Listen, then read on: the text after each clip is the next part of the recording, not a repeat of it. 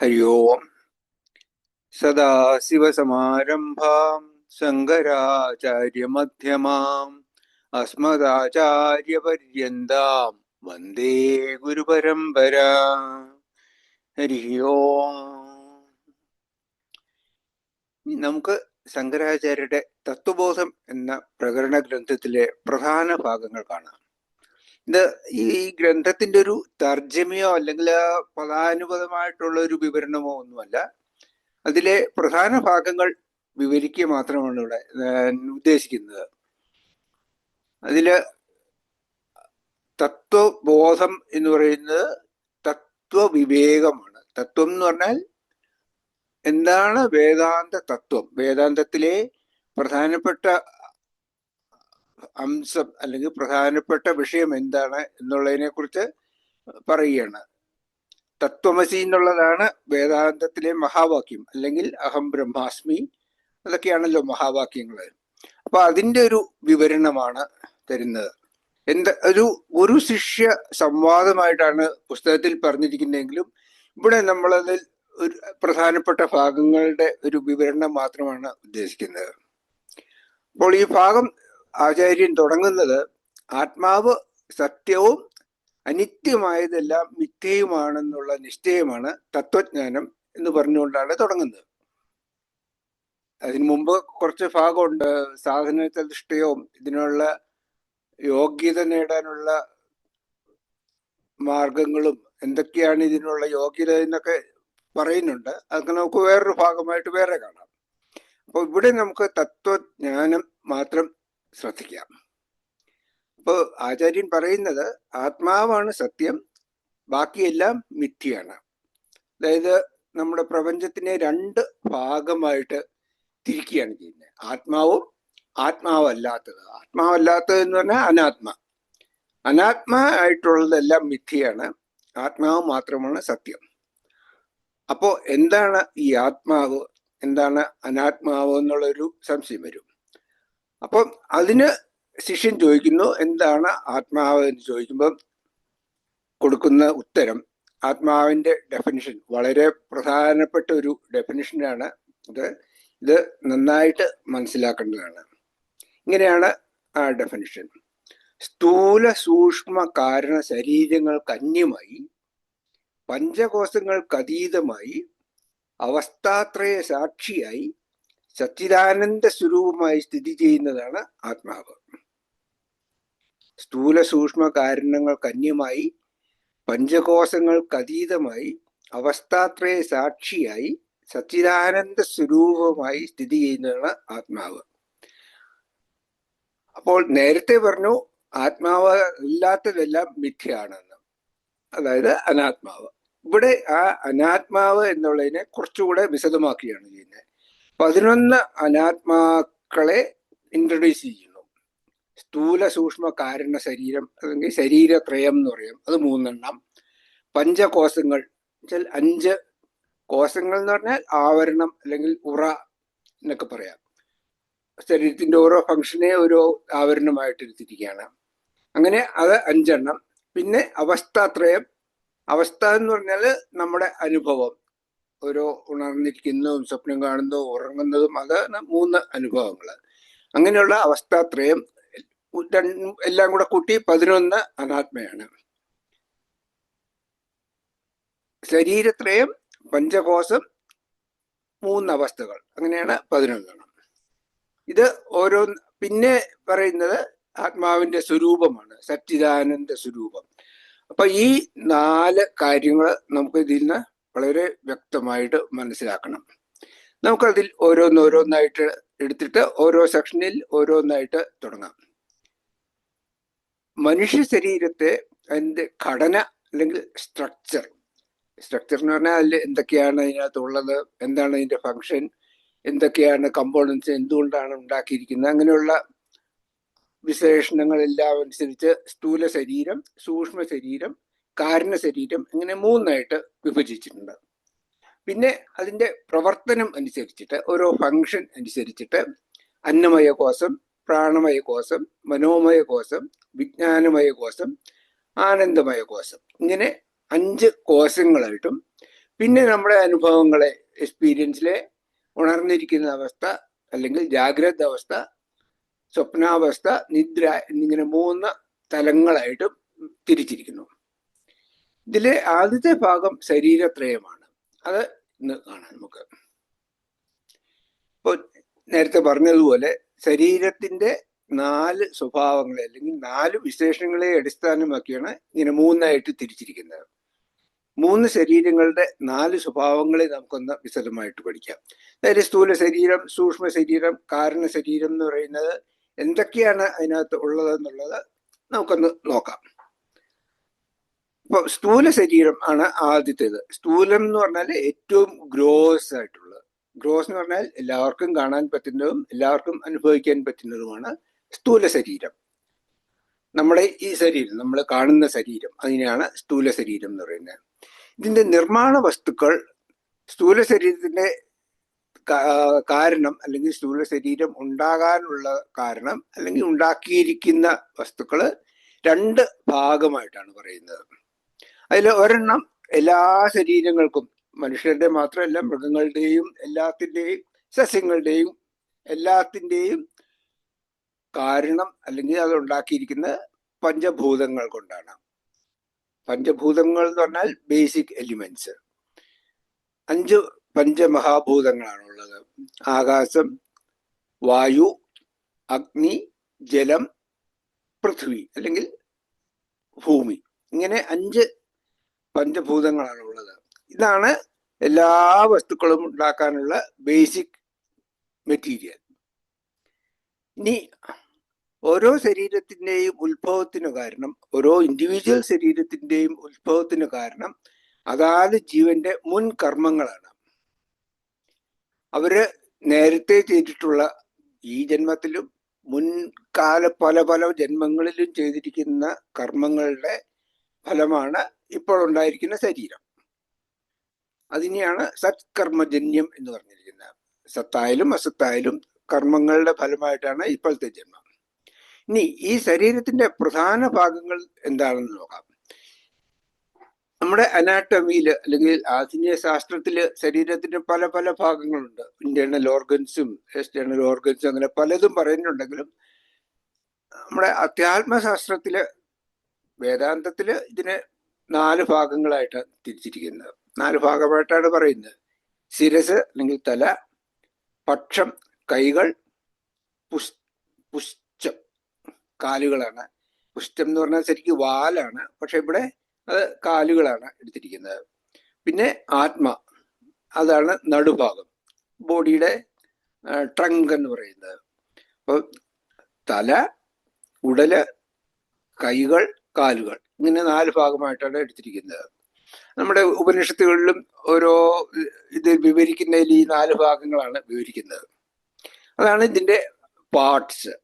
ഇനി എന്താണ് ധർമ്മം അല്ലെങ്കിൽ എന്താണ് ഫങ്ഷൻ? ഈ സ്ഥൂല ശരീരം കൊണ്ട് എന്താണ് പ്രയോജനം, എന്താണ് ഇതിന്റെ ഉപയോഗം?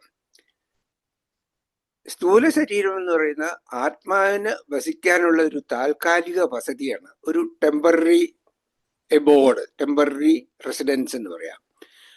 അതായത് നമ്മൾ നേരത്തെ ചെയ്തിട്ടുള്ള കർമ്മങ്ങളെല്ലാം, കർമ്മഫലങ്ങൾ, അതായത് പുണ്യവും പാപവും എല്ലാം അനുഭവിച്ച് തീർക്കാനായിട്ടാണ് ഓരോ ജന്മവും ഉണ്ടാകുന്നത്.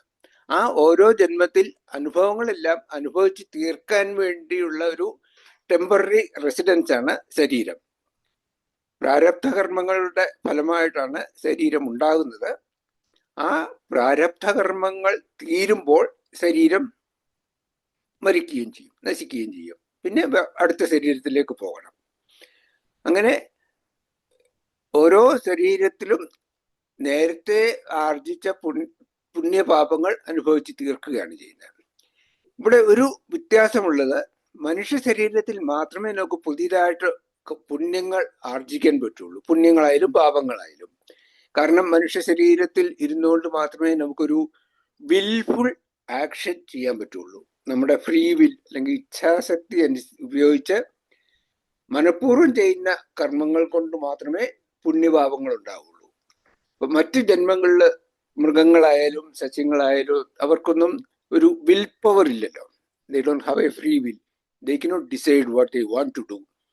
അവരെല്ലാം പ്രോഗ്രാം ചെയ്തിരിക്കുന്നതാണ്. അപ്പോൾ അതിലെല്ലാം ഈവൻ ദേവന്മാരായാലും അവർക്കും പുതിയ കർമ്മങ്ങൾ ചെയ്ത് പുണ്യപാപങ്ങൾ നേടാൻ പറ്റില്ല. അവർക്കൊക്കെ അനുഭവിച്ച് തീരാനേ പറ്റുള്ളൂ. അതുകൊണ്ടാണല്ലോ പറഞ്ഞത്, സ്വർഗലോകത്തിൽ പുണ്യം നേടിയിട്ട് സ്വർഗലോകത്തിൽ ചെന്നാലും ആ പുണ്യം തീരുമ്പോൾ തിരിച്ചു വരണം. നമുക്ക് അവിടെ നിന്നോണ്ട് പുതിയ കർമ്മങ്ങൾ ചെയ്ത് പുണ്യം നേടാൻ പറ്റില്ല. അപ്പോൾ മനുഷ്യ ശരീരത്തിൽ മാത്രമാണ് പുതിയ പുണ്യപാപങ്ങൾ ഉണ്ടാകുന്നത്. അതിനായിട്ടാണ് സ്ഥൂല ശരീരം ഉണ്ടായിരിക്കുന്നത്. ഇനി എന്താണ് ശരീരത്തിന്റെ പ്രകൃതി അല്ലെങ്കിൽ നേച്ചർ?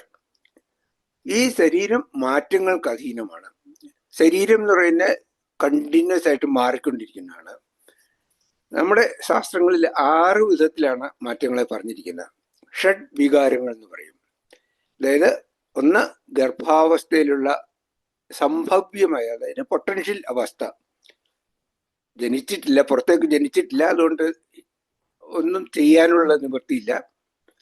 പൊട്ടൻഷ്യലായിട്ട് ഇരിക്കുന്ന അസ്ഥി എന്ന് പറയും. അസ്ഥി, പിന്നെ ജനിക്കുക അല്ലെങ്കിൽ ജായതേ, പിന്നെ വളർച്ച, വർദ്ധിച്ചു വരുന്ന ഗ്രോത്ത്, അതിനാണ് വർദ്ധത എന്ന് പറയുന്നത്. പിന്നെ ഒരു സ്റ്റേജ് ചെന്ന് കഴിയുമ്പോൾ വളർച്ച നിൽക്കും. പിന്നെ ഇങ്ങോട്ട് പരിണാമമാണ്. അത് ഓരോന്നായിട്ട് മെറ്റമോർഫോസിസ് എന്ന് പറയും. ചേഞ്ചായി വരും. കൂടുതൽ വളരുകയില്ല, ക്ഷീണിക്കുകയില്ല. ഒരു സ്റ്റേജിൽ ഒരു യൂത്ത് അവസ്ഥ എന്ന് പറയില്ലേ, അതിൽ നിൽക്കും. അതിനാണ് വിപരിണാമത എന്ന് പറയുന്നത്. പരിണാമം മാത്രമാണ് ഉണ്ടാകുന്നത്. പിന്നെ ക്ഷയിക്കാം, അപക്ഷീയത, കുറേശ്ശെയായിട്ട് ഓരോ പാർട്ടായിട്ട് ക്ഷീണിച്ചു വരും. കണ്ണ് കാണാൻ മേലാതാകും, കാത് കേൾക്കാൻ മേലാതാകും, പല്ലൊക്കെ കൊഴിയും. അങ്ങനെ അത് ക്ഷീണിച്ച് വന്നിട്ട് അവസാനം മരണം, വിനശ്യതി. അസ്ഥി, ജായതേ, വർദ്ധതേ, വിപരിണമതേ, അപക്ഷീയതേ, വിനശ്യതി. ഇങ്ങനെയാണ് 6 തരം മാറ്റങ്ങൾ. സ്ഥൂല ശരീരത്തിന് ഈ മാറ്റങ്ങളെല്ലാം ഉള്ളതാണ്. രണ്ടാമത്തെ പ്രകൃതി അല്ലെങ്കിൽ നേച്ചർ എന്ന് പറയുന്നത്, സ്ഥൂല ശരീരം നമുക്കും മറ്റുള്ളവർക്കും അനുഭവയോഗ്യമാണ് എന്ന് പറഞ്ഞാൽ നമുക്ക് അത് എക്സ്പീരിയൻസ് ചെയ്യാൻ പറ്റും. നമ്മുടെ ബോഡി നമുക്കും ടച്ച് ചെയ്തും കണ്ടും ഒക്കെ അറിയാൻ പറ്റും, മറ്റുള്ളവർക്കും അറിയാൻ പറ്റും. അതാണ് സ്ഥൂല ശരീരം. പിന്നെ അടുത്തത്, സ്ഥൂല ശരീരത്തിനൊരു ഡ്യൂറേഷൻ ഉണ്ട്, ഒരു കാലാവധിയുണ്ട്. ജനിച്ചു കഴിഞ്ഞാൽ ഒരിക്കലും അത് മരിക്കും. മാക്സിമം നമുക്കൊരു 100, 110, മാക്സിമം വേണമെങ്കിൽ 120 വയസ്സ് വരെ ജീവിക്കാമെന്ന് വിചാരിക്കാം. എന്നാലും അതിൽ കൂടുതലൊരു ആയുസില്ല. സ്ഥൂല ശരീരം ഏറ്റവും ആയുസ് കുറഞ്ഞ ഒന്നാണ്. അതാണ് ഇതിൻ്റെ പ്രകൃതി. 3 തരത്തിലുള്ള നേച്ചർ. ഇനി അടുത്തതായിട്ട് നമുക്ക് സൂക്ഷ്മ ശരീരം കാണാം. എന്താണ് സൂക്ഷ്മ ശരീരം? അതിൻ്റെ ഡെഫിനിഷൻ ഇങ്ങനെയാണ്: അപഞ്ചീകൃത മഹാഭൂതങ്ങളാൽ സൃഷ്ടിക്കപ്പെട്ടതും കർമ്മത്താൽ ഉദയമായതും സുഖദുഃഖാദി ഭോഗത്തിന് സാധനമായതും 5 ജ്ഞാനേന്ദ്രിയങ്ങൾ, 5 കർമ്മേന്ദ്രിയങ്ങൾ, 5 പ്രാണൻ, മനസ്സ്, ബുദ്ധി, ഇങ്ങനെ 17 കലകളോട് കൂടിയതും ആണ് സൂക്ഷ്മ ശരീരം. ഇതിനും ആ 4 സ്വഭാവങ്ങൾ എന്തൊക്കെയാണെന്ന് നോക്കാം. ഇതിൻ്റെയും നിർമ്മാണ വസ്തു എന്ന് പറയുന്നത് നേരത്തെ കണ്ട സ്ഥൂല ശരീരം പോലെ തന്നെ പഞ്ചഭൂതങ്ങളാൽ നിർമ്മിതമാണ് എല്ലാ സൂക്ഷ്മ ശരീരങ്ങളും. അതായത് നമ്മുടെ മനസ്സും ബുദ്ധിയും ഇന്ദ്രിയ ശക്തികളും എല്ലാം പഞ്ചഭൂതങ്ങളെ കൊണ്ട് തന്നെ ഉണ്ടാക്കിയിരിക്കുന്നതാണ്. അത് സൂക്ഷ്മഭൂതങ്ങളാണ്. എന്നുവെച്ചാൽ നമ്മൾ പറയുന്ന ആകാശം, വായു എന്നൊക്കെ പറഞ്ഞ് നമുക്ക് അഗ്നി എന്നൊക്കെ പറഞ്ഞ് എക്സ്പീരിയൻസ് ചെയ്യാൻ പറ്റുന്ന ആ ഭൂതമല്ല. അതിലും സട്ടിലായിട്ടുള്ള അതിൻ്റെ ഗുണങ്ങൾ എന്ന് പറയാം. അപ്പൊ ആകാശത്തിന്റെ ഗുണം ശബ്ദമാണ്, വായുവിന്റെ ഗുണം സ്പർശമാണ്. അതുപോലെ അതിന്റെ ആറ്റംസ്, ആറ്റോമിക് ഫോമിലുള്ള പഞ്ചഭൂതങ്ങളെ കൊണ്ടാണ് സൂക്ഷ്മ ശരീരവും നിർമ്മിച്ചിരിക്കുന്നത്. അതിന്റെ വിശേഷ കാരണം എന്ന് പറയുന്നത് നമ്മുടെ പൂർവ്വ കർമ്മങ്ങൾ തന്നെയാണ്. നമ്മുടെ ഓരോ ജന്മത്തിലും ആർജിച്ച വാസനകളും കർമ്മങ്ങളും കർമ്മഫലങ്ങളും ഒക്കെ കൊണ്ട് തന്നെയാണ് ഓരോ സ്ഥൂല ശരീരവും ഉണ്ടാകുന്നത്. ഇനി എന്തൊക്കെയാണ് സൂക്ഷ്മ ശരീരത്തിന്റെ ഭാഗങ്ങൾ? സൂക്ഷ്മ ശരീരത്തിന് 19 ഭാഗങ്ങളാണ് ഉള്ളത്. ഇവിടെ ഡെഫിനിഷനിൽ 17 പറഞ്ഞത്. പക്ഷെ നമുക്ക് മനസ്സിലാക്കാൻ വേണ്ടിയിട്ട് അന്ധകരണത്തില് മനസ്സ്, ബുദ്ധി, അഹങ്കാരം, ചിത്തം എന്നിങ്ങനെ 4 ഭാഗങ്ങൾ എടുക്കാം. ആചാര്യസ്വാമികൾ മനസ്സും ബുദ്ധിയും മാത്രമേ പറഞ്ഞിട്ടുള്ളൂ. പക്ഷെ നമുക്ക് കുറച്ചുകൂടെ വിശദമായിട്ട് 4 ഭാഗമായിട്ട് എടുക്കാം. അപ്പൊ എന്തൊക്കെയാണിത്? പഞ്ചജ്ഞാനേന്ദ്രിയങ്ങൾ, 5 ജ്ഞാനേന്ദ്രിയങ്ങൾ, പഞ്ച കർമ്മേന്ദ്രിയങ്ങൾ, 5 പഞ്ചപ്രാണൻ, 4 അന്ധകരണങ്ങൾ. ഇതാണ് ഭാഗങ്ങൾ. ഇനി ഇതിൽ ഓരോന്നായിട്ട് നമുക്ക് ഒന്ന് വിശദമായിട്ട് നോക്കാം. എന്താണ് ജ്ഞാനേന്ദ്രിയങ്ങൾ എന്ന് പറഞ്ഞാല്? ചെവി, ത്വക്ക്, കണ്ണ്, നാക്ക്, മൂക്ക് എന്നിവയാണ് ജ്ഞാനേന്ദ്രിയങ്ങൾ. ഇവിടെ ഒരു കാര്യം ശ്രദ്ധിക്കണം. ജ്ഞാനേന്ദ്രിയം എന്ന് പറയുന്നത് നമ്മുടെ ഈ സ്ഥൂല ശരീരത്തിലുള്ള കണ്ണല്ല, അടക്കുകയും തുറക്കുകയും ചെയ്യുന്ന കണ്ണല്ല. ആ കണ്ണിന്റെ കാഴ്ച ശക്തിയെയാണ് ദർശനേന്ദ്രിയം എന്ന് പറയുന്നത്. അതുപോലെ തന്നെ ചെവി, ഇയർ ലോബല്ല കേൾവി ശക്തി എന്ന് പറയുന്നത്. കേൾവി ശക്തിയാണ് ശ്രവണേന്ദ്രിയം എന്ന് പറയുന്നത്. അങ്ങനെ അനുഭവങ്ങൾ അല്ലെങ്കിൽ മറ്റുള്ള വിഷയങ്ങളെ അറിയാനുള്ള കഴിവ്, ആ ശക്തിയെയാണ് ജ്ഞാനേന്ദ്രിയങ്ങൾ എന്ന് പറയുന്നത്. ഇനി ഓരോ ജ്ഞാനേന്ദ്രിയത്തിനും ഓരോ ദേവതകളുണ്ട്. നമ്മളത് ഒരിക്കൽ കണ്ടതാണ്. നമ്മുടെ ഒരു വ്യക്തിയുടെ അല്ലെങ്കിൽ ജീവന്റെ തലത്തില്, അല്ലെങ്കിൽ വ്യഷ്ടിതലം എന്ന് പറയും, വേദാന്തത്തിൽ അതിന് വ്യഷ്ടിതലം എന്ന് പറയും. ഈ ജ്ഞാനേന്ദ്രിയങ്ങളെ ഇന്ദ്രിയങ്ങൾ എന്നാണ് പറയുന്നത്. ഒരു വ്യക്തിയുടെ കാര്യം നോക്കുമ്പോൾ ഓരോരുത്തർക്കും ഓരോ ജ്ഞാനേന്ദ്രിയങ്ങളാണ്. എന്നാൽ അത് തന്നെ കോസ്മിക് ലെവലിൽ നോക്കിയാൽ, അല്ലെങ്കിൽ പ്രപഞ്ച രൂപത്തിൽ സമഷ്ടി തലത്തിൽ നോക്കിയാൽ ഇവയൊക്കെ ഓരോ ദേവതകളാണ്. പ്രപഞ്ചത്തിലെ സകല ജീവന്റെയും ശക്തികളുടെ പൂർണ്ണ രൂപമാണ് ഈ ദേവതകൾ. ഇങ്ങനെയാണ് ഓരോ ദേവതകളെ നമ്മുടെ വൈദിക സംസ്കാരത്തിൽ പറഞ്ഞിരിക്കുന്നത്.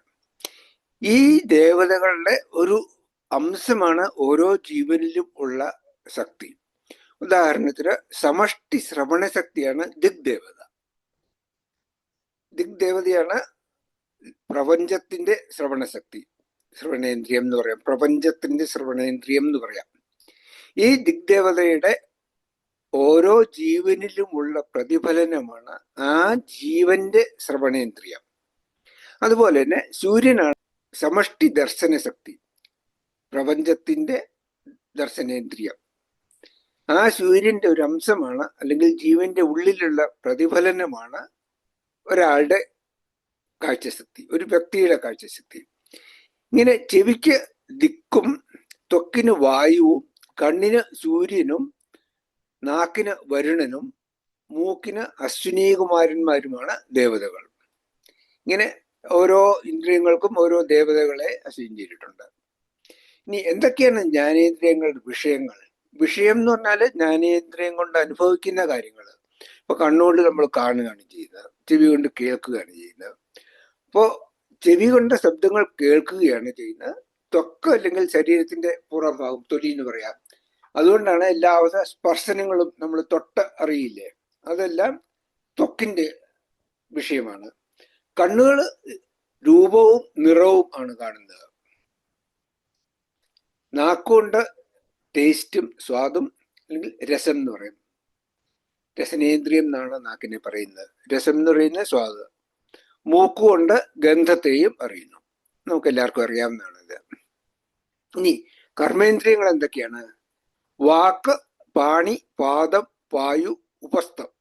വാക്ക് എന്ന് പറഞ്ഞാൽ വാഗ് ഇന്ദ്രിയം, വായ അല്ലെങ്കിൽ നാക്ക്. നമ്മൾ വർത്തമാനം പറയുന്ന ഇന്ദ്രിയമാണ് വാക്ക്, അത് കർമ്മേന്ദ്രിയമാണ്. അപ്പൊ നാക്കിന് 2 ഫംഗ്ഷനുണ്ട്. രസനേന്ദ്രിയമായിട്ടും കർമ്മേന്ദ്രിയമായ വാഗ് ഇന്ദ്രിയമായിട്ടും നാക്ക് ഉപയോഗിക്കുന്നുണ്ട്.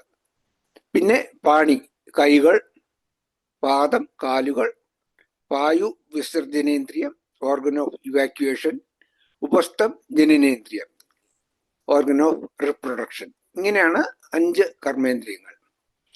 ഇനി ഇത് ജ്ഞാനേന്ദ്രിയങ്ങളുടെ കാര്യത്തിൽ പറഞ്ഞതുപോലെ തന്നെ കർമ്മേന്ദ്രിയങ്ങൾക്കും അതിദേവതകളുണ്ട്. വാക്കിന് അഗ്നിയും, പാണിക്ക് ഇന്ദ്രനും, പാദങ്ങൾക്ക് വിഷ്ണുവും, വായുവിന് യമനും, ഉപസ്ഥത്തിന് അതായത് ജനനേന്ദ്രിയത്തിന് പ്രജാപതിയും അല്ലെങ്കിൽ ബ്രഹ്മാവ് ആണ് ദേവതകൾ. ഇത് ജ്ഞാനേന്ദ്രിയത്തിൽ കണ്ട പോലെ തന്നെയാണ് ഈ ദേവതകളുടെയും ഒരു എക്സ്പ്ലനേഷൻ. ഇനി എന്തൊക്കെയാണ് കർമ്മേന്ദ്രിയങ്ങളുടെ വിഷയങ്ങൾ? ജ്ഞാനേന്ദ്രിയങ്ങളുടെ കാര്യത്തിൽ നമ്മൾ വിഷയം എന്ന് പറയുന്നത് ഒരു ഇന്ദ്രിയം കൊണ്ട് അനുഭവിക്കുന്ന വിഷയങ്ങളെയാണ്. കർമ്മേന്ദ്രിയങ്ങളുടെ കാര്യത്തിൽ വിഷയങ്ങൾ എന്ന് പറയുന്നത് ഓരോ ഉപകരണങ്ങളും അല്ലെങ്കിൽ ഇന്ദ്രിയങ്ങളും കൊണ്ട് ചെയ്യുന്ന പ്രവൃത്തികളെയാണ് വിഷയങ്ങൾ എന്ന് പറയുന്നത്.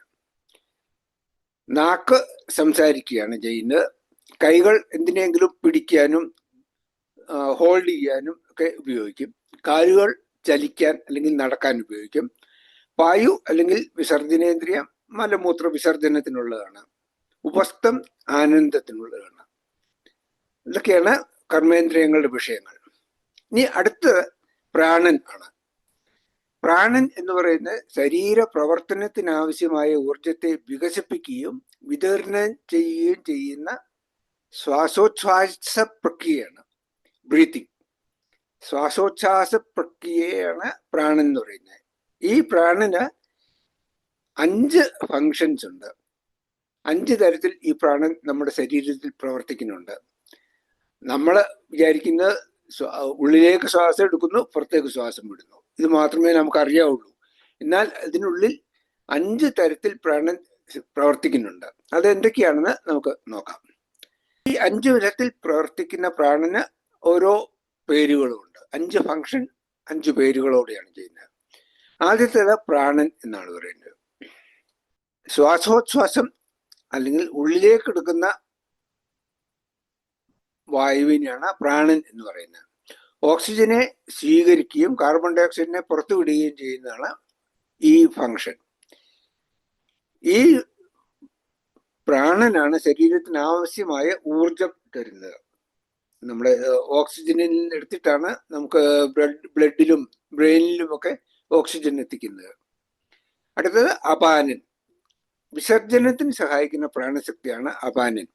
ഉള്ളിലുള്ളതിനെയൊക്കെ താഴോട്ട് തള്ളി എല്ലാത്തിനെയും ഫങ്ഷൻ കഴിയുമ്പം പുറത്തേക്ക് കളയാനുള്ള പ്രാണശക്തിയാണ് അപാനൻ എന്ന് പറയുന്നത്.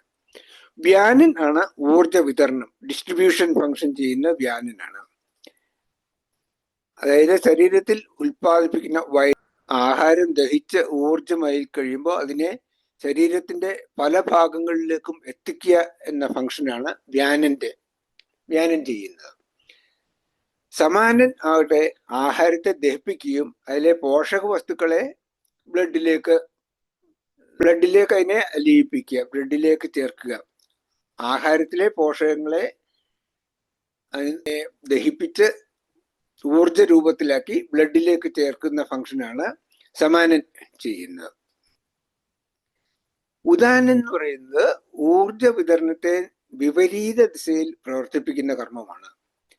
ഇത് പ്രധാനമായി മരണസമയത്തും എന്തെങ്കിലും എമർജൻസി അത്യാവശ്യ സമയങ്ങളിലുമാണ് ഈ ഫങ്ഷൻ നടക്കുന്നത്.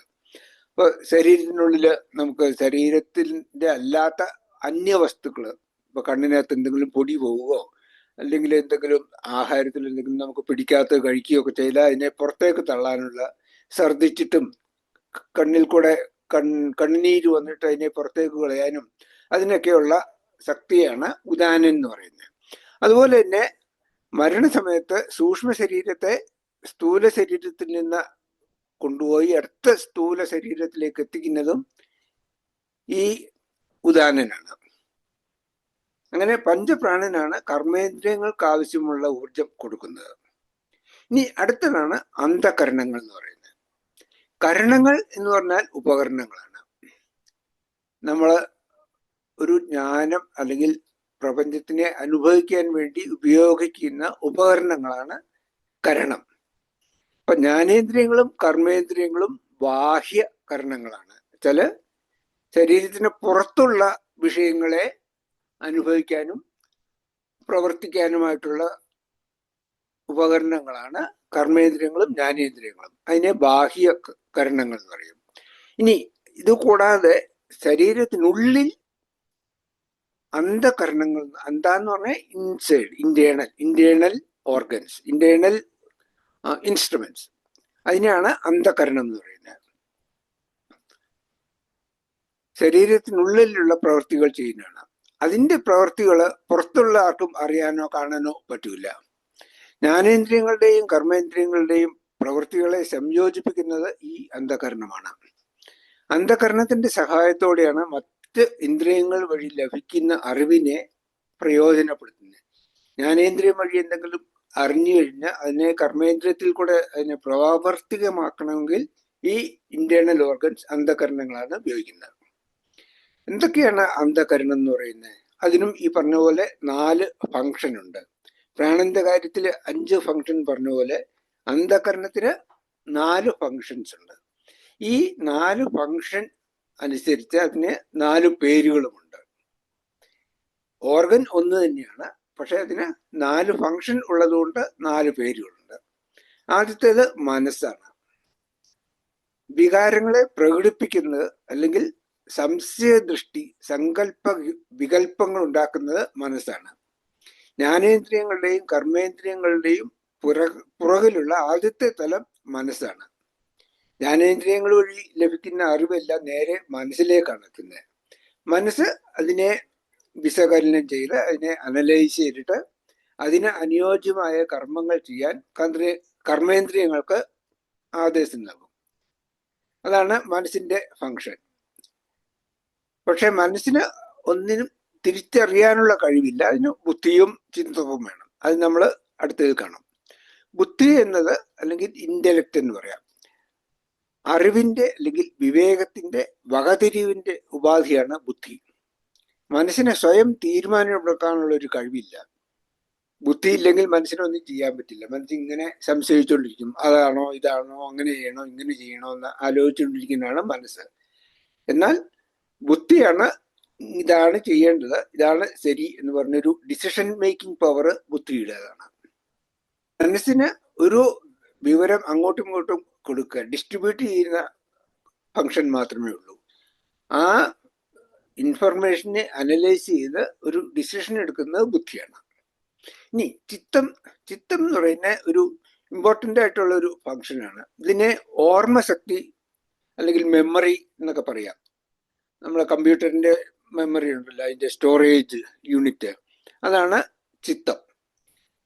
നമ്മുടെ ഓരോ ദിവസവുമുള്ള എക്സ്പീരിയൻസ് മുഴുവൻ കളക്ട് ചെയ്ത് അതിന്റെ ഓർമ്മകളും അതിൽ നിന്ന് വരുന്ന വാസനകളും നമ്മുടെ സ്വഭാവങ്ങളും എല്ലാം സൂക്ഷിച്ചു വെക്കുന്ന ചിത്തത്തിലാണ്. നമ്മുടെ മുൻ അനുഭവങ്ങളിൽ നിന്നുള്ള അറിവിനെ ആസ്പദമാക്കിയേ നമുക്ക് എന്തെങ്കിലും അനുഭവിക്കാനോ അല്ലെങ്കിൽ അറിയാനോ പറ്റുകയുള്ളൂ. നമുക്ക് നേരത്തെ അറിയാൻ വയ്യാത്ത ഒരു വസ്തുവിനെ നമുക്ക് മനസ്സിലാക്കാൻ പറ്റില്ല. ശരിക്കും പറഞ്ഞാൽ നമുക്ക് മനസ്സിൽ നേരത്തെ കണ്ടിട്ടില്ലാത്ത, അറിഞ്ഞിട്ടില്ലാത്ത ഒരു വസ്തുവിനെ കാണാൻ തന്നെ പറ്റില്ല എന്നാണ് പറയുന്നത്. ഇപ്പൊ ഉദാഹരണത്തിന് നാം ഒരു മയിൽപ്പീലി കണ്ടു എന്ന് വിചാരിച്ചുള്ളൂ. അപ്പൊ അത് മയിൽപ്പീലിയാണെന്ന് അറിയണമെങ്കിൽ അതേ വസ്തുവിനെ നമ്മൾ നേരത്തെ കണ്ടിട്ടുണ്ടായിരിക്കണം. എന്നിട്ട് അത് കണ്ടിട്ട് അത് മയിൽപ്പീലിയാണ് എന്ന് ആരെങ്കിലും പറഞ്ഞ അറിവുണ്ടായിരിക്കണം. അല്ലെങ്കിൽ എങ്ങനെയെങ്കിലും നമ്മൾക്കത് മനസ്സിലായിട്ടുണ്ടായിരിക്കണം ഇതൊരു മയിൽപ്പീലിയാണ്. അങ്ങനെ ഒരു ഓർമ്മ മനസ്സിലുണ്ടെങ്കിൽ മാത്രമേ ആ വസ്തുവിനെ കാണുമ്പോൾ അത് മയിൽപ്പീലിയാണെന്ന് അറിയാൻ പറ്റുള്ളൂ. അങ്ങനെ അനുഭവങ്ങളിൽ നിന്ന് കിട്ടുന്ന അറിവിനെ അല്ലെങ്കിൽ ആ അനുഭവങ്ങളെ സൂക്ഷിച്ചു വെക്കുന്നു, ഓർമ്മിച്ചു വെക്കുന്നു. അതാണ് ചിത്തം ചെയ്യുന്നത്. ഇനി അഹങ്കാരം. അഹങ്കാരം എന്ന് പറയുന്നത് ഈഗോ അല്ലെങ്കിൽ ഞാൻ എന്ന ഭാവമാണ്. ഇത് നമ്മൾ പറയുന്ന ഒരു അരഗൻസ് അല്ല. എന്ത് കാര്യവും ഞാൻ ചെയ്തു, ഞാൻ കണ്ടു, ഞാൻ പറഞ്ഞു എന്നൊക്കെ പറയുമ്പോഴുള്ള ഞാൻ എന്നൊരു ഇതുണ്ടല്ലോ, നമ്മൾ ഉണർന്നെണീറ്റ ഉടനെ ഇത് ഞാനാണ് എന്ന് തോന്നുന്ന ആ ഭാവത്തിനെയാണ് അഹങ്കാരം എന്ന് പറയുന്നത്. എല്ലാ പ്രവൃത്തികളുടെയും കർത്തൃത്വം ഏറ്റെടുക്കുന്ന ഈ അഹങ്കാരമാണ്. ഞാൻ ചെയ്തു എന്നുള്ള ആ തോന്നൽ, അതിനാണ് കർത്തൃത്വം എന്ന് പറയുന്നത്. ഈ അഹങ്കാരമില്ലാതെ നമുക്ക് യാതൊന്നും ചെയ്യാൻ പറ്റില്ല. എല്ലാം ചെയ്തു കഴിയുമ്പോൾ ഞാനാണ് ഇത് ചെയ്തത് എന്ന് തോന്നിപ്പിക്കുന്നതാണ് അഹങ്കാരം. അതുപോലെ തന്നെ സുഖമോ ദുഃഖമോ അതുപോലെ എന്ത് അനുഭവങ്ങളുണ്ടായാലും അത് അനുഭവിക്കുന്നതും ഞാൻ എന്ന് പറയുന്ന ഈ അഹങ്കാരമാണ്. ഇനി നമുക്കൊരു ചെറിയൊരു ഉദാഹരണം കാണാം. ഇത് ഈ അന്ധകരണത്തിന്റെ ഫങ്ഷൻ എങ്ങനെയാണ് നടക്കുന്നതെന്ന് അറിയാനായിട്ട് ചെറിയൊരു ഉദാഹരണം കാണാം. നമ്മളൊരു മയിൽപ്പീലി കണ്ടു എന്ന് വിചാരിക്കാം. അത് ഉടനെ എടുത്തിട്ട് പെറ്റുപെരുകാനായിട്ട് പുസ്തകത്തിൽ ഒളിപ്പിച്ചു വെക്കും, ഇല്ലേ?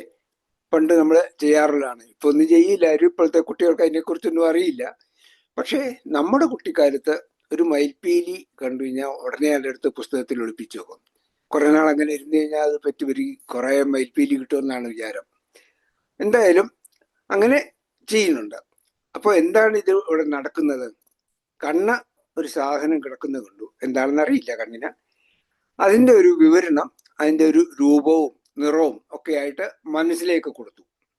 കണ്ണിന്റെ പ്രവൃത്തി രൂപവും നിറവും കാണുക എന്നുള്ളതാണല്ലോ. ഫോം ആൻഡ് കളർ, അത് മനസ്സിലേക്ക് കൊടുത്തു. മനസ്സ് അതെടുത്തിട്ട് എന്താണെന്ന് അറിയാനായിട്ട് ബുദ്ധിക്ക് കൈമാറി. ബുദ്ധിയോ അത് മുൻ അനുഭവങ്ങളൊക്കെ സൂക്ഷിച്ചു വെച്ചിരിക്കുന്ന വോൾട്ട് അല്ലെങ്കിൽ ഓർമ്മ അല്ലെങ്കിൽ ചിത്തം തുറന്നിട്ട് ഇപ്പോൾ കിട്ടിയ ആ വിവരണവും ചിത്തത്തിലുള്ള ഇൻഫർമേഷനും കൂടെ കമ്പയർ ചെയ്തിട്ട് അതൊരു മയിൽപ്പീലിയാണ് എന്ന് തിരിച്ചറിയും. അത് ബുദ്ധിയാണ് ചെയ്യുന്നത്. ബുദ്ധി എന്നിട്ട് മനസ്സിനോട് പറയും ഇത് ഒരു മയിൽപ്പീലിയാണെന്ന് മനസ്സിനോട് പറയും. മനസ്സ് കൈയിനോട് പറയും ഇതൊരു മയിൽപ്പീലിയാണ്, അതെടുത്ത് പുസ്തകത്തിൽ വെച്ചോളൂ എന്ന് പറയുമ്പോൾ കൈ അത് എടുത്ത് പുസ്തകത്തിൽ കൊണ്ടുവെക്കും. ഇതാണ് സംഭവിക്കുന്നത്. എന്നിട്ട് ഞാൻ പറയും ഞാനൊരു മയിൽപ്പീലി കണ്ടു, അതെടുത്ത് പുസ്തകത്തിൽ വെച്ചു, അല്ലേ? ഇവിടെ ഈ ഞാൻ എന്ന് പറയുന്നതാണ് അഹങ്കാരം. ഇപ്പൊ ഓരോ ഫംഗ്ഷനും എങ്ങനെയാണ് പ്രവർത്തിക്കുന്നത് വിവരം കിട്ടി. ഇനി സൂക്ഷ്മ ശരീരത്തിന്റെ ധർമ്മങ്ങൾ, അതിന്റെ ഫങ്ഷൻസ് എന്തൊക്കെയാണെന്ന് നോക്കാം. ഇതിന്റെ ധർമ്മം വ്യവഹാരമാണ്, അതായത് ട്രാൻസാക്ഷൻ. ബാഹ്യ വിഷയങ്ങളെ അറിയുകയും മനസ്സിലാക്കുകയും അത് സൂക്ഷിച്ചു വെക്കുകയും അതിനെ കർമ്മത്തിലേക്ക് ട്രാൻസ്ലേറ്റ് ചെയ്യുകയും ചെയ്യുന്നത്, പരിവർത്തനം ചെയ്യുകയും ചെയ്യുന്നത് സൂക്ഷ്മ ശരീരമാണ്. അതുപോലെ തന്നെ ശരീരത്തിന് നിലനിൽക്കാൻ ആവശ്യമായ ഊർജം നൽകുകയും അതിനെ പ്രവർത്തനശേഷിയുള്ളതാക്കുകയും ചെയ്യുന്നത് സൂക്ഷ്മ ശരീരമാണ്. ഇനി എന്തൊക്കെയാണ് ഈ സൂക്ഷ്മ ശരീരത്തിന്റെ പ്രകൃതികൾ അല്ലെങ്കിൽ ഇതിന്റെ പ്രത്യേകതകൾ എന്തൊക്കെയാണ്? സൂക്ഷ്മ ശരീരവും മാറ്റങ്ങൾക്ക് വിധേയമാണ്. സ്ഥൂല ശരീരം പോലെ തന്നെ സൂക്ഷ്മ ശരീരവും ഈ 6 വിധത്തിലുള്ള മാറ്റങ്ങൾ ഉണ്ടാകും. അതിനും മരണം എന്ന് വെച്ചാൽ ഒരു സൂക്ഷ്മ ശരീരത്തിന്റെ ഫോമിൽ നിന്ന് മാറും, അത് ഉണ്ടാകുന്നുണ്ട്. കാഴ്ചശക്തിയും ശ്രവണശക്തി ഇതെല്ലാം കുറഞ്ഞു വരുമല്ലോ നമുക്ക് പ്രായമാവും തോറും. ഇത് ക്ഷയവൃത്തികളും എല്ലാം ഇതിനുണ്ട്. ഇനി സൂക്ഷ്മ ശരീരത്തിന്റെ ആയുസ് സ്ഥൂല ശരീരത്തിനെ അപേക്ഷിച്ച് വളരെ കൂടുതലാണ്. സ്ഥൂല ശരീരം ഒരു ജന്മത്തോടെ അവസാനിക്കുമ്പോൾ സൂക്ഷ്മ ശരീരം ജന്മാന്തരങ്ങളോളം നിലനിൽക്കും. പുനർജന്മങ്ങളൊക്കെ ഉണ്ടല്ലോ. ഒരു സ്ഥൂല ശരീരത്തിൽ നിന്ന് മറ്റൊരു സ്ഥൂല ശരീരത്തിൽ പോയി അങ്ങനെ കണ്ടിന്യൂ ചെയ്തുകൊണ്ടിരിക്കും. ഒരു സൃഷ്ടികാലം, ഒരു കൽപ്പം, ഒരു സൃഷ്ടിയുടെ തുടക്കം തൊട്ട് അവസാനം വരെ സൂക്ഷ്മ ശരീരം നിലനിൽക്കും. സൃഷ്ടിയുടെ അവസാനം ഈ സൂക്ഷ്മ ശരീരം കാരണ ശരീരത്തിൽ ലയിക്കും. നമ്മുടെ ശാസ്ത്രം അനുസരിച്ചിട്ട് ജീവനും അനാദി അനന്തം ആണ്. ചില ജീവന് ഒരു തുടക്കമില്ല, അതിനൊരു അവസാനവുമില്ല. ഒന്നും പുതിയതായിട്ട് സൃഷ്ടിക്കുന്നുമില്ല, ഒന്നും നശിക്കുന്നുമില്ല. അപ്പോൾ എന്താണ് ഉണ്ടാകുന്നത്? അത് പ്രകടിതാവസ്ഥ അല്ലെങ്കിൽ അൺമാനിഫെസ്റ്റ് ഫോമിൽ നിന്ന് മാനിഫെസ്റ്റ് ഫോമിലേക്ക് വരിക മാത്രമാണ് ചെയ്യുന്നത്. അങ്ങനെ ഒരു സൃഷ്ടിയുടെ തുടക്കത്തിൽ ഉണ്ടാകുന്ന ജീവൻ അതിന് ആത്മജ്ഞാനം വഴി മോക്ഷം ലഭിക്കുന്നത് വരെ വീണ്ടും വീണ്ടും ജനിക്കുകയും മരിക്കുകയും ചെയ്യും. ഓരോ ജന്മത്തിലും ലഭിക്കുന്ന ശരീരം അതാത് ജന്മത്തിന് കാരണമായ പ്രാരബ്ധ കർമ്മങ്ങൾക്ക് അനുസരിച്ചായിരിക്കും. പ്രാരബ്ധ കർമ്മമൊക്കെ നമ്മൾ ഇനി ലോ ഓഫ് കർമ്മ വരുമ്പോൾ അതിനകത്ത് കൂടുതലായിട്ട് പഠിക്കും. എന്നാലും ആ പ്രാരബ്ധ കർമ്മമാണ് ഓരോ പ്രത്യേക സ്ഥൂല ശരീരം നേടാനുള്ള കാരണം. പ്രാരബ്ധ കർമ്മങ്ങളാണ്. ആ പ്രാരബ്ധ കർമ്മം തീരുമ്പോൾ സ്ഥൂല ശരീരം നശിക്കും. സൂക്ഷ്മ ശരീരം അതിൽ നിന്ന് അടുത്ത സെറ്റ് ഓഫ് പ്രാരബ്ധ കർമ്മത്തിനനുസരിച്ചുള്ള ഒരു ശരീരത്തിലേക്ക് പോകും. ഇതുവരെ ഉള്ള സഞ്ചിത കർമ്മം എന്ന് പറഞ്ഞാൽ ടോട്ടൽ കർമ്മമാണ്. എല്ലാ ജന്മങ്ങളിലും കൂടെ ആർജിച്ചു വച്ചിരിക്കുന്ന സഞ്ചിത കർമ്മത്തിൽ നിന്ന് അപ്പോഴപ്പോൾ ഫലവത്താകുന്ന പ്രാരാബ്ധ കർമ്മങ്ങൾക്കനുസരിച്ചാണ് ഓരോ സ്ഥൂല ശരീരവും ഉണ്ടാകുന്നത്. സൂക്ഷ്മ ശരീരം കണ്ടിന്യൂസ് ആയിട്ട് നിലനിൽക്കുന്നതാണെങ്കിലും അതിന് എന്തെങ്കിലും പ്രവർത്തിക്കണമെങ്കിൽ ഒരു സ്ഥൂല ശരീരം വേണം. ഒരു സ്ഥൂല ശരീരത്തിൽ ഇരുന്നുകൊണ്ടല്ലാതെ അതിന് പ്രവർത്തിക്കാൻ സാധിക്കില്ല. ഇലക്ട്രിസിറ്റിയുടെ കാര്യം പറഞ്ഞ പോലെ തന്നെയാണ്. ഒരു ബൾബോ ഫാനോ അങ്ങനെ എന്തെങ്കിലും ഉണ്ടെങ്കിൽ മാത്രമേ ഇലക്ട്രിസിറ്റിക്ക് എക്സ്പീരിയൻസ് ചെയ്യാൻ പറ്റുകയുള്ളൂ. അതുപോലെ തന്നെ ഈ സൂക്ഷ്മ ശരീരത്തെ എക്സ്പീരിയൻസ് ചെയ്യണമെങ്കിൽ, അല്ലെങ്കിൽ അതിനെ ഫങ്ഷൻ ചെയ്യണമെങ്കിൽ ഒരു സ്ഥൂല ശരീരം വേണം. അതുകൊണ്ട് ഒരു സ്ഥൂല ശരീരം നശിച്ചു കഴിയുമ്പോൾ അത് അടുത്ത ശരീരത്തിലേക്ക് പോകും. ഇങ്ങനെ ഓരോ ജന്മത്തിൽ നിന്നും കിട്ടുന്ന വാസനകളെല്ലാം ശേഖരിച്ചു വെക്കുന്നത് ഈ സൂക്ഷ്മ ശരീരത്തിലാണ്, എൻ്റെ ചിത്തം എന്ന ഫങ്ഷനില്. ഈ സൂക്ഷ്മ ശരീരം അതാത് സൃഷ്ടികാലം കഴിയുന്നത് വരെ നശിക്കാതെ നിലനിൽക്കും. സൃഷ്ടിയുടെ അവസാനത്തിൽ കാരണ ശരീരത്തിൽ ലയിക്കും. അതിനെയാണ് പ്രളയം എന്ന് പറയുന്നത്. ഇനി ഒരാളുടെ സൂക്ഷ്മ ശരീരം അയാൾക്ക് മാത്രം അനുഭവിക്കാൻ സാധിക്കുന്നതാണ്. അതിനെ മറ്റുള്ളവർക്ക് അറിയാനോ മനസ്സിലാക്കാനോ സാധ്യമല്ല. അതുകൊണ്ട് തന്നെയാണ് ഇതിനെ സൂക്ഷ്മ ശരീരം എന്ന് പറയുന്നത്. ഇനി സ്ഥൂല ശരീരവും അതിൻ്റെ പ്രവൃത്തികളും മറ്റുള്ളവർക്കും കാണാനും അനുഭവിക്കാനും സാധിക്കും. എന്നാൽ സൂക്ഷ്മ ശരീരവും അതിൻ്റെ ഭാഗങ്ങളുമെല്ലാം ഉള്ളിൽ നടക്കുന്നതായതുകൊണ്ട് അത് അതാത് വ്യക്തികൾക്ക് മാത്രമേ അറിയാൻ പറ്റുള്ളൂ. നമ്മുടെ മനസ്സിൽ വരുന്ന ചിന്തകളൊക്കെ പുറത്തുള്ളവർക്ക് അറിയാൻ പറ്റില്ലല്ലോ. എന്തൊരു ഭാഗ്യമാണത്. നമ്മൾ ചിന്തിക്കുന്നതൊക്കെ എല്ലാവർക്കും അറിയാൻ പറ്റുകയായിരുന്നെങ്കിൽ നമുക്ക് ജീവിക്കാൻ പറ്റുമോ? അപ്പൊ അത് അറിയാതിരിക്കുന്നത് നമ്മുടെ ഒരു ഭാഗ്യമാണ്. അതുപോലെ തന്നെ ചിന്തകളും അവയെ നിയന്ത്രിക്കുന്ന ബുദ്ധിയുടെ പ്രവർത്തനങ്ങളും കുറച്ച് ശ്രദ്ധിച്ച് ശ്രമിക്കുകയാണെങ്കിൽ നമുക്ക് അറിയാൻ പറ്റും. മനസ്സിൽ വരുന്ന ചിന്തകളും ആ ചിന്തകളുടെ ഒരു തീരുമാന ശക്തിയായിട്ട് ബുദ്ധി പ്രവർത്തിക്കുന്നതും, അത് കഴിഞ്ഞിട്ട് ഞാനാണ് ഇത് ചെയ്തതെന്ന് പറയുന്ന അഹങ്കാരവും എല്ലാം കുറച്ചൊരു മെഡിറ്റേറ്റീവ് സ്റ്റേറ്റിൽ ഇരുന്ന് കഴിഞ്ഞാൽ, കുറച്ച് ധ്യാനാവസ്ഥയിൽ ഇരുന്ന് കഴിഞ്ഞാൽ നമുക്കതൊക്കെ അറിയാൻ പറ്റും. അപ്പോൾ നമുക്ക് അറിയാൻ പറ്റും, ബാക്കിയുള്ളവർക്ക് അറിയാൻ പറ്റില്ല. അതാണ് സൂക്ഷ്മ ശരീരം. ഇനി കാരണ ശരീരം. അനിർവാച്യമായും അനാദിയായും അവിദ്യാരൂപമായും രണ്ട് ശരീരങ്ങൾക്കും കാരണമായിരിക്കുന്ന സ്വസ്വരൂപജ്ഞാനമായ നിർവികൽപ്പ സ്വരൂപമാണ് കാരണശരീരം. ഇത് ആചാര്യസ്വാമികളുടെ ഭാഷയാണ്. നമുക്ക് നമ്മുടെ മലയാള ഭാഷയിൽ എന്താണെന്ന് നോക്കാം. കാരണശരീരം എന്ന് പറയുന്നത് സൂക്ഷ്മ സ്ഥൂല ശരീരങ്ങൾ ഉണ്ടാകുന്നതിന് മുമ്പുള്ള അവസ്ഥയാണ്, അല്ലെങ്കിൽ ഒരു പൊട്ടൻഷ്യൽ സ്റ്റേറ്റ് എന്ന് പറയാം. ഒരു മരത്തിന്റെ വിത്തിൽ നിന്ന് മരമുണ്ടാകുന്നത് പോലെ സ്ഥൂല സൂക്ഷ്മ ശരീരങ്ങൾ കാരണ ശരീരത്തിൽ നിന്നാണ് പ്രകടമാകുന്നത്. ഇത് ശരിക്കും മനസ്സിലാക്കണമെങ്കിൽ എന്താണ് സൃഷ്ടി എന്ന് മനസ്സിലാക്കണം. സൃഷ്ടി എന്ന് പറയുന്ന ഒരു കൺസെപ്റ്റ്, ആ ആശയം തന്നെ തെറ്റാണ് ശരിക്കും പറഞ്ഞാൽ. വാസ്തവത്തിൽ ഒന്നും തന്നെ സൃഷ്ടിക്കപ്പെടുന്നില്ല. നമ്മുടെ മോഡേൺ സയൻസും പറയുന്നുണ്ടല്ലോ ഇത്, law of conservation of energy and matter എന്ന് പറയുന്നത്. ഒരു വസ്തുവോ ഊർജമോ ഉണ്ടാക്കാനോ ഇല്ലാതാക്കാനോ പറ്റില്ല. അതായത് matter and energy can neither be created nor destroyed എന്നാണ് ആധുനിക ശാസ്ത്രം പറയുന്നത്. അപ്പൊ എന്താണ് സൃഷ്ടി? ഇനി ഇതൊരു ഉദാഹരണമായിട്ട് നോക്കുകയാണെങ്കിൽ, ഒരു സ്വർണ്ണപ്പണിക്കാരൻ സ്വർണം കൊണ്ടൊരു മാല ഉണ്ടാക്കുകയാണെങ്കിൽ അയാൾ അതിനകത്ത് പുതിയതായിട്ടൊന്നും ഉണ്ടാക്കുന്നില്ല. ഒരു മില്ലിഗ്രാം സ്വർണം പോലും അയാൾ അതിൽ ഇടുന്നില്ല. അങ്ങനെ വല്ലതും ചെയ്യാനെങ്കിൽ നല്ലതായിരുന്നു അല്ലേ? നമ്മള് 1 ഗ്രാം സ്വർണം കൊടുത്തിട്ട് 5 ഗ്രാമിന്റെ ഒരു മാല കിട്ടുകയാണെങ്കിൽ എന്ത് സുഖമായിരുന്നു. അയാൾ ആകപ്പാടെ ചെയ്യുന്ന ആ സ്വർണത്തിന്റെ ആകൃതി അല്ലെങ്കിൽ രൂപം മാറ്റി വേറൊരു രൂപത്തിലാക്കുക എന്നാണ് പറയുന്നത്. ആ വേറൊരു രൂപത്തിലാക്കുന്നതിന് ഒരു പേരും കൊടുക്കും. നാമരൂപങ്ങൾ മാറ്റുക മാത്രമാണ് ആ സ്വർണ്ണപ്പണിക്കാരൻ ചെയ്യുന്നത്. ഒരു രൂപത്തിൽ നിന്ന് മാറ്റി മറ്റൊരു രൂപത്തിലേക്ക് മാറ്റി, അതുപോലെ തന്നെ ഒരു മരം മുളച്ചു വരികയാണെങ്കിൽ അവിടെയും പുതിയതായിട്ടൊന്നും ഉണ്ടാകുന്നില്ല. ആ വിത്തിൽ അന്തർലീനമായി പൊട്ടൻഷ്യൽ സ്റ്റേറ്റിൽ ഇരുന്ന വൃക്ഷം പ്രകടമാവുക മാത്രമാണ് ചെയ്യുന്നത്. അത് തന്നെ ഒരു കുട്ടി ജനിക്കുകയാണെങ്കിലും ജനിക്കുന്നതിന് മുമ്പ് അമ്മയുടെ വയറ്റിൽ ഉണ്ടായിരുന്നു, ഒരു പൊട്ടൻഷ്യൽ ഫോമിൽ ഇരുന്നു.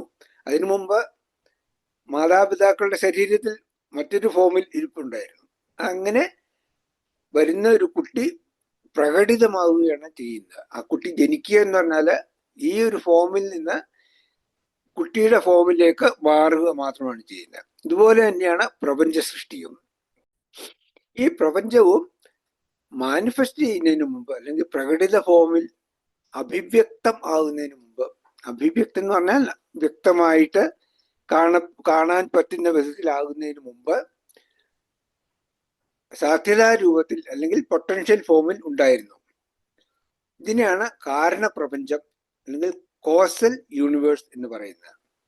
ഇതിനെ തന്നെ പ്രകൃതി, അവിദ്യ, മൂലാവിദ്യ എന്നൊക്കെ പറയും. ആധുനിക ശാസ്ത്രവും മോഡേൺ സയൻസും ഏതാണ്ട് ഇതേ ആശയത്തിൽ തന്നെയാണ് വന്നു നിൽക്കുന്നത്. അവർ ഇതിനെ സിംഗുലാരിറ്റി എന്ന് പറയും. അപ്പോൾ വലിയ വ്യത്യാസമില്ല, അവർ ഓൾമോസ്റ്റ് അടുത്ത് വരെ എത്തിയിട്ടുണ്ട്. ഇനി വ്യക്തിതലത്തിൽ അല്ലെങ്കിൽ ഒരു ഇൻഡിവിജ്വൽ ലെവലില് ഇതിനെ കാരണ ശരീരം എന്ന് പറയും. പ്രപഞ്ചത്തിന്റെ ലെവലിൽ, സമഷ്ടിയുടെ ലെവലിൽ അത് കാരണ പ്രപഞ്ചമാണ്, അല്ലെങ്കിൽ അവിദ്യ, പ്രകൃതി, മായ എന്നൊക്കെ പറയും. ഒരു ജീവൻ തന്റെ സൂക്ഷ്മ ശരീരത്തോടും ഓരോ ജന്മത്തിലും ആർജിച്ച വാസനകളോടും കൂടി പുണ്യപാപ രൂപത്തിലുള്ള കർമ്മഫലങ്ങളോടും, ഇതിനെയാണ് സഞ്ചിത കർമ്മം എന്ന് പറയുന്നത്, കൂടി ഈ കാരണ ശരീരത്തിൽ സ്ഥിതി ചെയ്യുന്നു പൊട്ടൻഷ്യൽ ഫോമില്. സൃഷ്ടിയുടെ ആരംഭത്തിൽ അല്ലെങ്കിൽ ഒരു കൽപ്പത്തിന്റെ തുടക്കത്തിൽ അപ്പോൾ ഫലവത്താകുന്ന ഫ്രക്ടിഫൈ ചെയ്യുന്ന പ്രാരാബ്ധ കർമ്മങ്ങളുടെ അടിസ്ഥാനത്തിൽ അനുയോജ്യമായ ഒരു സ്ഥൂല ശരീരത്തോടു കൂടി ജന്മമെടുക്കും. ഇങ്ങനെ പ്രപഞ്ചത്തിലെ എല്ലാ വസ്തുക്കളും പ്രകടമാകുന്നു. ഇതിനെയാണ് സൃഷ്ടി എന്ന് പറയുന്നത്. അതായത് അൺമാനിഫെസ്റ്റ് രൂപത്തിൽ നിന്ന് മാനിഫെസ്റ്റ് രൂപത്തിലേക്ക് വരുന്നതാണ് സൃഷ്ടി. ഇനി ഒരു കൽപ്പത്തിന്റെ അവസാനം ബ്രഹ്മാജിയുടെ ഒരു പകൽ കഴിയുമ്പോൾ, ബ്രഹ്മാജിയുടെ ഒരു പകലാണ് ഒരു കൽപ്പം എന്ന് പറയുന്നത്, ഒരു സൃഷ്ടികാലം.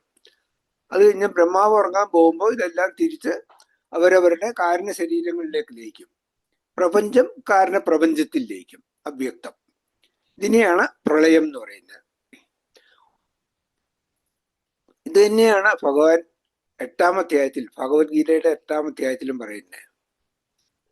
അവ്യക്താദ്വ്യക്തയ സർവാഹ പ്രഭവന്ത്യഹ രാഗമേ രാത്രിയാഗമേ പ്രലീയന്തേ തത്രൈവാവ്യക്ത സംജ്ഞകേ.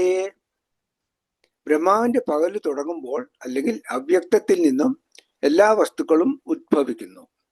അവയെല്ലാം ബ്രഹ്മാവിന്റെ രാത്രിയുടെ ആരംഭത്തിൽ ആ മൂലപ്രകൃതിയിൽ തന്നെ ലയിച്ചു ചേരുകയും ചെയ്യുന്നു.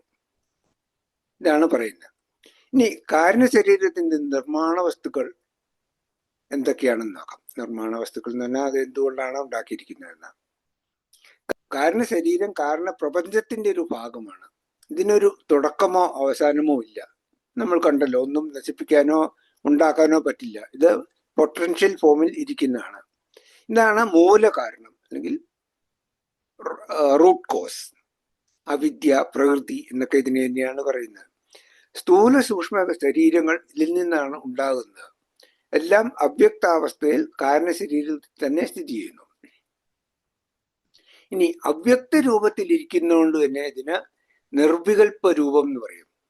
നിർവികൽപ്പം എന്ന് പറഞ്ഞാൽ വികല്പമില്ലാത്ത, ഒന്നും പ്രത്യേകമായിട്ട് തിരിച്ചറിയാൻ പറ്റാത്ത, ഒന്നിനും പ്രത്യേക രൂപമില്ലാത്ത ഒരു അവസ്ഥയിലാണ്, അല്ലെങ്കിൽ ഘനീഭവിച്ച രൂപത്തിൽ എന്ന് പറയാം.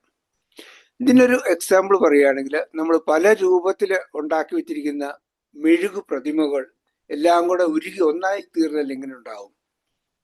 മെഴുകു പ്രതിമകളായിരിക്കുമ്പോൾ ഓരോന്നും പ്രത്യേകം അറിയാൻ പറ്റും. ഇപ്പൊ ഒരു ചെസ് ബോർഡ്, ചെസ്സിന്റെ കരുക്കളെല്ലാം കൂടെ മെഴുകുകൊണ്ട് ഉണ്ടാക്കി വെക്കുകയാണെന്ന് വിചാരിക്കുക. അതില് തേര്, ആന, കാലാള്, കുതിര, രാജാവ്, മന്ത്രി, ഇതെല്ലാം നമുക്ക് പ്രത്യേകം ഫോം ഉണ്ടാവും. എന്നാൽ പെട്ടെന്ന് ചൂട് വന്നിട്ട് ഇതെല്ലാം കൂടെ ഉരുകി ഒന്നായാലോ ഒരു മെഴുകു കട്ട മാത്രമേ ഉണ്ടാവുള്ളൂ.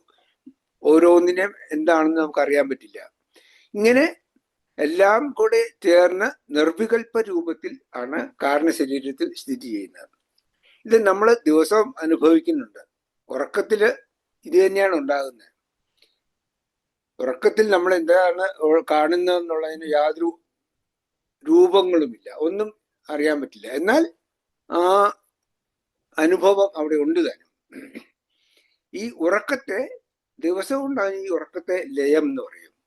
അത് തന്നെ അവസാനത്തെ ഉറക്കം അല്ലെങ്കിൽ ബ്രഹ്മാജിയുടെ ഉറക്കമാകുമ്പോൾ പ്രപഞ്ചതലത്തിൽ അതിനെ പ്രളയം എന്ന് പറയും. അതാണ് ബ്രഹ്മാവിന്റെ ഉറക്കം. ഇനി കാരണ ശരീരത്തിന്റെ ഭാഗങ്ങൾ സൂക്ഷ്മ ശരീരവും സ്ഥൂല ശരീരവുമാണ് കാരണ ശരീരത്തിന്റെ ഭാഗങ്ങൾ. ഇതിന്റെ ധർമ്മം നമ്മൾ കണ്ടു.